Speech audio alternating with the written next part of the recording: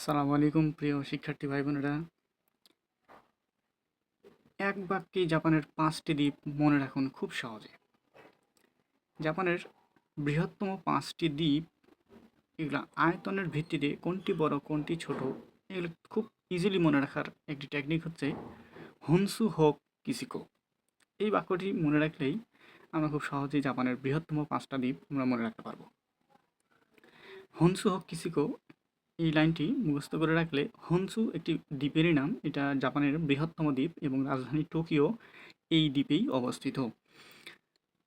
হোকতে হচ্ছে হোক্কাইডো, এটি হচ্ছে দ্বিতীয় বৃহত্তম দ্বীপ জাপানের। কিতে কিউসু, শীতে শিকোকু এবং কোতে ও ফর ওকিওনামা।